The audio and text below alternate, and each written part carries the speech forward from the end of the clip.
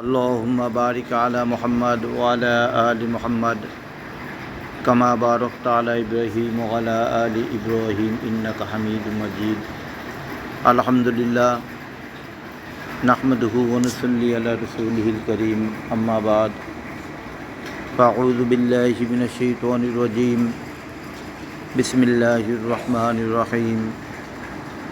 इन्ना अंज़लनाहु फ़ी लैलतिल क़द्र वमा अदराका मा लैलतुल क़द्र लैलतुल क़द्रि खैरुम मिन अल्फ़ि शहर तनज़्ज़लुल मलाइकतु वर्रूहु फ़ीहा बिइज़्नि रब्बिहिम मिन कुल्लि अम्र सलाम हिया हत्ता मतलाइल फ़ज्र।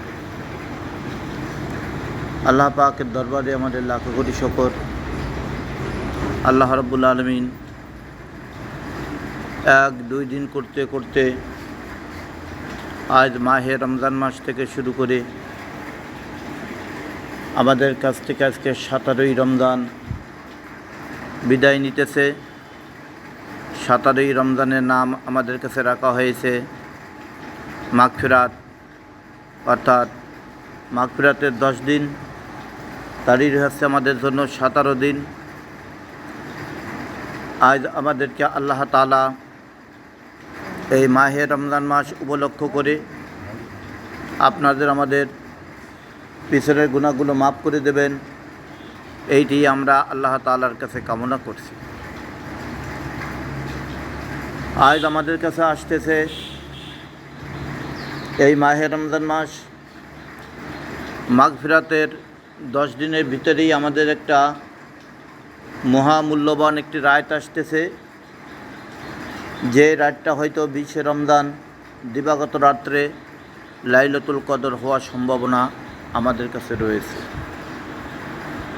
এই লাইলাতুল কদর আল্লাহ নিজেই ঘোষণা করেছেন, ইন্না আনজালনাহু ফি লাইলাতুল কদর। আল্লাহ বলেন যে আমি আমার বান্দার জন্য নির্দিষ্ট করে বানিয়েছি একটা রাত, সেই রাতের নাম হচ্ছে লাইলাতুল কদর। এই লাইলাতুল কদর আমাদের জন্য কবে বা কখন আসবে, কোন সময় আসবে, কোন টাইমে আসবে, আল্লাহ তাআলা নির্দিষ্ট আমাদেরকে এটি বুঝাই দিয়েছে। তবে অন্য কোনো জিনিসের নির্দিষ্ট আপনার আমার কাছে নেই। তবে লাইলাতুল কদরের উপলক্ষ করে আল্লাহ তাআলা ওনার কালামের পাকের ভিতরে আমাদেরকে বুঝাবার জন্য জনাবে মুহাম্মদুর রাসূলুল্লাহ সাল্লাল্লাহু আলাইহি সাল্লামের কাছে নাযিল করেছেন যে কোরআন। এই কোরআনের ভিতরে 114টি সূরা রয়েছে। সেই 114টি সূরার ভিতর থেকে একটা সূরা ব্যক্তিগত হিসেবে আমাদের কাছে লাইলাতুল কদর উপলক্ষ করে আল্লাহ তাআলা আমাদেরকে বোঝাচ্ছেন। তো এই লাইলাতুল কদর এমনই একটা দিন, এমনই একটা রাত, খয়রুম মিন আলফি শাহর। আল্লাহ তাআলা বলেন যে খয়রুম মিন আলফি শাহর, অর্থাৎ এত বড় উত্তম তোমাদের জন্য এই রাতটা হবে। আলফুন মানে হাজার, আরবিতে আলফুন মানে 1000 বলা হয়। আর আলফি শাহর বলছে 1000 বলি নেই, হাজার বলা হয়েছে। খয়রুম মিন আলফি শাহর, শাহর মানে মাস, হাজার হাজার মাস, হাজার হাজার দিন, হাজার হাজার কর্মদিবসের চাইতে অতি উত্তম থাকবে লাইলাতুল কদরের রাতটি। তো এই লাইলাতুল কদরের রাত কবে হবে? জনাবে মুহাম্মদুর রাসূলুল্লাহ সাল্লাল্লাহু আলাইহি সাল্লাম সাহাবীদেরকে বলতেছেন, ও সাহাবীরা, তোমরা কি মুর্দা মানুষ দেখতে চাও যেই মুর্দাদের সঙ্গে তোমরা কথা বলতে পারবা? সাহাবীরা বললেন যে হ্যাঁ হুজুর, এটা তো একটা ভালো একটা জিনিস, মজার জিনিস, যে মানুষটা মারা গেছে সেই মানুষের সঙ্গে আবার কথা বলা যাবে, এটা তো একটা খুবই ভালো একটা মজার জিনিস। আমরা তাদেরকে দেখতে চাই, তাদের সঙ্গে আমরা কথাবার্তা বলতে চাই।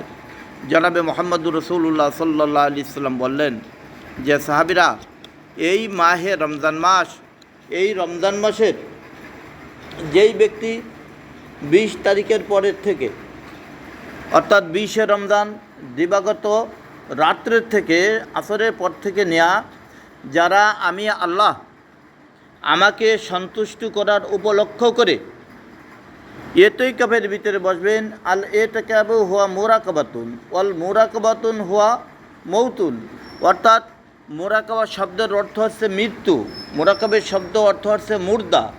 মুর্দা কাকে বলা হয়? আজ আমরা যে জিনিসটাকে দেখি যে মুর্দা একজন মানুষ মারা গেছে, অথবা একটা পশুপঙ্খী মারা গেছে, একটা গরু মারা গেছে, বা অন্য একটা আল্লাহ তাআলার সৃষ্টির জীব জানোয়ার মারা গেছে, তাদেরকে আমরা মুর্দা বলি। আসলে মুর্দা কেন বলি? মানুষকে মুর্দা এই জন্য বলা হয় যে মানুষের কোনো অনুভূতি থাকে না। একটা মানুষ যখন মারা যায় তার অনুভূতি থাকে, কিন্তু তার কোনো হুঁশ থাকে না, সে কোনো কিছু বলতে পারে না, তার বাককে রুদ্ধ করে দেওয়া হয়। সেই মানুষটা সব কিছু দেখতে পারে, শুনতে পারে, জানতে পারে, কিন্তু তার বলার কোনো শক্তি থাকে না। জনাবে মুহাম্মদুর রাসূলুল্লাহ সাল্লাল্লাহু আলাইহি সাল্লাম যখন সাহাবীদের মাঝে এই আলোচনা করতেছিলেন, রাসূলুল্লাহ সাল্লাল্লাহু আলাইহি সাল্লামের চোখ দিয়ে পানিগুলো দরদর করে পড়তেছিল। সাহাবীরা বলতেছিলেন, ইয়া রাসূলুল্লাহ সাল্লাল্লাহু আলাইহি সাল্লাম লিমা তাবকি, আপনি কাঁদেন কেন?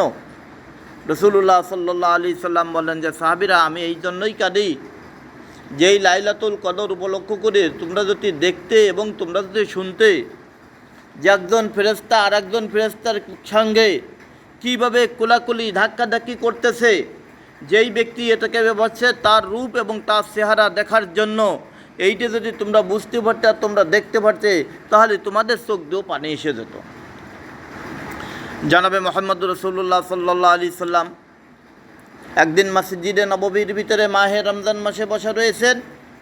হযরত জিবরাইল আলাইহিস সালাতু ওয়াস সালাম এসে রাসূলুল্লাহ সাল্লাল্লাহু আলাইহি সাল্লামের দরবারে উপস্থিত হলেন। মুকান্তরে কমপক্ষে ৭০,০০০ রহমতের ফেরেশতারা, এক একজন ফেরেশতার আন্ডারে আরও ৭০,০০০ করে রহমতের ফেরেশতারা, একটা ফেরেশতার আরেকটা ফেরেশতারের বডিগার্ড পর্যন্ত হাদিসে আসছে যে আর একজনের জন্য ৭০,০০০ ফেরেশতারা, অর্থাৎ অগণিত ফেরেশতারা ওখানে এসে অবতরিত হয়েছে। জনাবে মুহাম্মদুর রাসূলুল্লাহ সাল্লাল্লাহু আলাইহি সাল্লাম বললেন যে, আখি জিবরাইল, ও ভাই জিবরাইল, তুমি ইতিপূর্বে আমার কাছে আসছো, এরকমভাবে তো এতগুলো রহমতের ফেরেশতা নিয়ে তুমি তো আসো না। জনাবে জিবরাইল আলাইহিস সালাতু ওয়াস সালাম জনাবে মুহাম্মদুর রাসূলুল্লাহ সাল্লাল্লাহু আলাইহি সাল্লামকে বললেন, হে আল্লাহর নবী, আল্লাহ রাব্বুল আলামিন মাহে রমজান মাসকে এত সুন্দরভাবে আপনার উম্মতের জন্য, আপনার জন্য আল্লাহ তাআলা নির্দিষ্ট করেছে, যেই মাহে রমজান মাসকে 3 ভাগে ভাগ করা হয়েছে, এবং একটা রমজান মাসের ভিতরে কমপক্ষে 3 বার প্রত্যেকটা উম্মতের জন্য, প্রত্যেকটা সাহাবীর জন্য, আপনার জন্য হাজার হাজার কোটি কোটি বৃদ্ধি করে তার সম্মানকে বৃদ্ধি করা হয়েছে। জনাবে মুহাম্মদুর রাসূলুল্লাহ সাল্লাল্লাহু আলাইহি সাল্লামের কাছে জিবরাইল আলাইহিস সালাতু ওয়াস সালাম ওয়াজ করে বুঝাচ্ছেন যে, রাসূলুল্লাহ সাল্লাল্লাহু আলাইহি সাল্লাম, যখন মাহে রমজান মাসের সেহরি খাওয়ার সময় হয়, সাহারি খাওয়ার সময় যখন হয়, আল্লাহ তাআলার অগণিত রহমত ওই বাড়িতে বর্ষণ করা হয়। বলে কাদের পরে বর্ষণ করা হয়? যারা মাহে রমজান মাসকে রাখার উপলক্ষ করে নিয়ত করেছে এবং যারা সাহারি খাইতেছে, এদের জন্য আল্লাহ তাআলার পক্ষ থেকে হাজার হাজার কোটি কোটি রহমত তার বাড়িতে নাযিল হয়ে যায়। বলে কত দিনের জন্য থাকবে? এই বছরের থেকে নিয়ে আগামী বছর পর্যন্ত থাকবে। যদি এটির ভিতরে সে মারা যায়, তার কবরের ভিতরে রহমতগুলো যে পৌঁছাইতে থাকবে। বলি সুবহানাল্লাহ। এই গেল একটা। দ্বিতীয় নম্বর বলতেছেন যে, রাসূলুল্লাহ সাল্লাল্লাহু আলাইহি সাল্লাম আপনার উম্মতের জন্য, আপনার সাহাবীদের জন্য আল্লাহ রাব্বুল আলামিন এই মাহে রমজান মাসে এত বড় সম্মান আর এত বড় মর্যাদা, এত বড় কদর দিয়েছে বেলা ডুবার আগে। কখন বলেন? বেলা ডুবার আগ দিয়া, যখন আপনার উম্মতেরা, আপনার সাহাবীরা ইফতারি সম্মুখে নিয়া তারা ওখানে বসে বসে আল্লাহর কাছে ক্ষমা চাইতেছে, ইয়া ওয়াসিয়াল মাগফিরাত ইগফিরলি, অর্থাৎ আল্লাহ তুমি আমার এই রোজার পরিবর্তে, এই ইফতারির বিনিময়ে তুমি আমাকে মাফ করে দাও। তারা কিন্তু খানা খাইলে খাইতে পারে, কিন্তু তারা খায় না। অথবা ইয়া ওয়াসিয়াল ফাজলি ইগফিরলি, এর ফজিলতের বিনিময়ে আল্লাহ তুমি আমাকে মাফ করে দাও। এরকমভাবে দোয়া করতে থাকে। আল্লাহ রাব্বুল আলামিন তৎকালীন ওই টাইমে, ওই সময় কমপক্ষে 10 লক্ষ মানুষের গুনাহ আল্লাহ মাফ করে দেন। গেল নম্বর 2।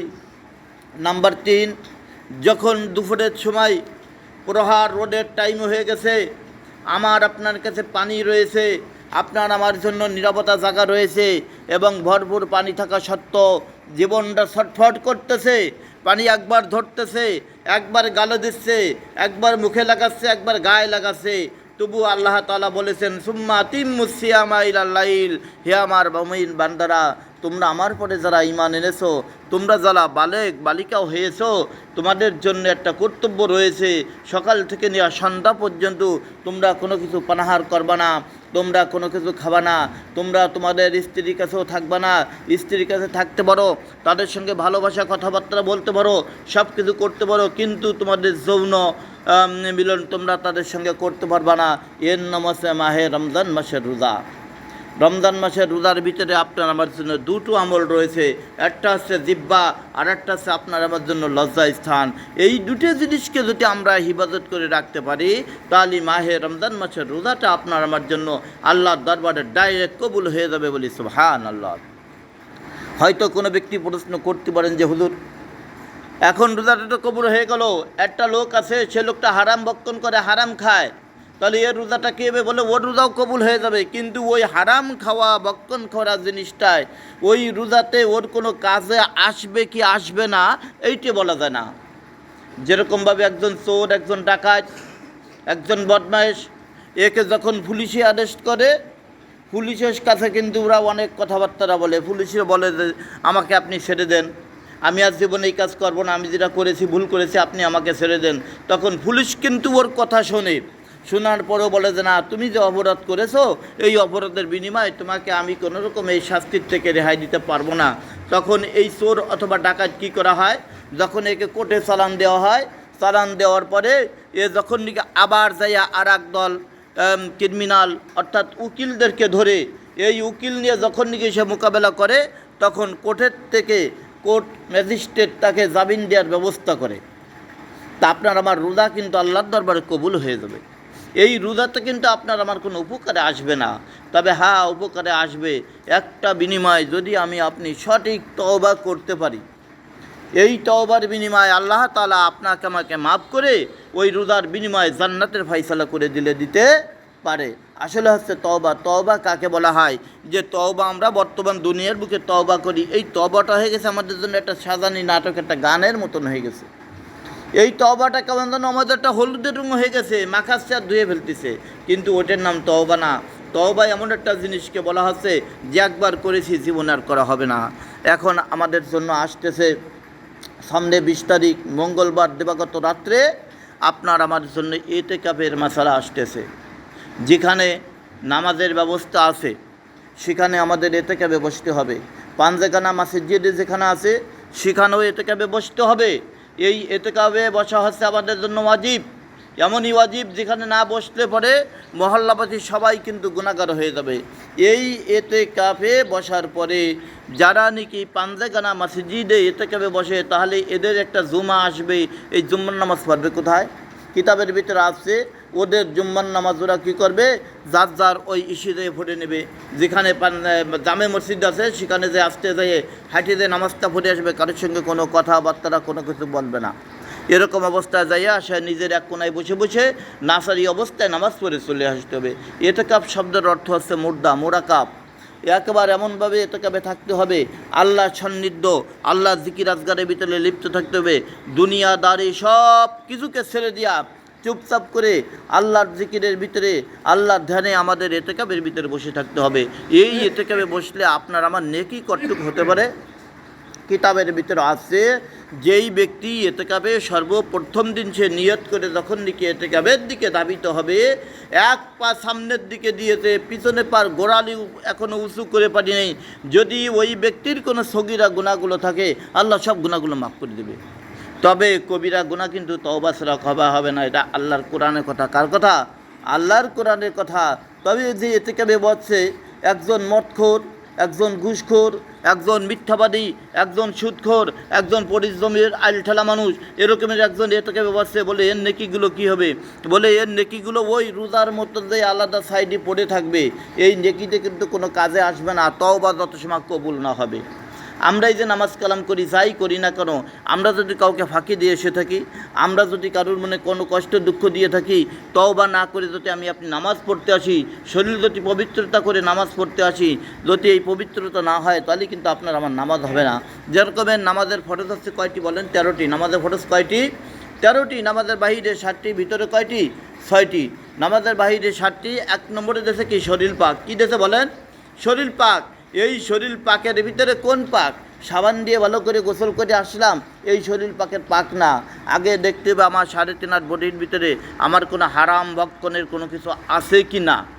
যদি আপনার আমার কোনো হারাম কোনো জিনিস থেকে থাকে, হারাম কোনো জিনিস যদি আমি আপনি খেয়ে থাকি, তাহলে এইটার থেকে আপনার আমার পবিত্রতা হতে হবে। তাহলে এই পবিত্রতা হতে হলে কেমনে হতে হবে? তাহাকিক করার পরে দেখা গেল যে আমি একজনের এইটা চুরি করে এনে খাইছি, তার কাছে যে আপনার আমার ক্ষমা চেয়ে আসতে হবে যে ভাই আপনার এটা তো আমি মূল্য দিতে পারতেছি না, আপনার এই জিনিসটা তো আমি খেয়ানত করে ফেলাইছি, এখন কী করবেন? যদি সে মাফ করে দেয় ভালো কথা, আর যদি সে মাফ না করে দেয় বারবার তার কাছে ক্ষমা চাইতে হবে। আপনার কাছে যদি এই পয়সা বা এই কিমত বা অর্থ যদি না থাকে, এর ব্যাপারে আল্লাহু আলাম, আল্লাহই ভালো জানে। আল্লাহ তাআলার পক্ষ থেকে আল্লাহ তাআলা জিম্মা হয়ে কাল কিয়ামতের ময়দানে ওর দিনা পরিশোধ করে আপনার আমাদের জান্নাতবাসী করে দেবেন। এটা হচ্ছে আমাদের মনের ব্যাপার। এই জন্য আমাদের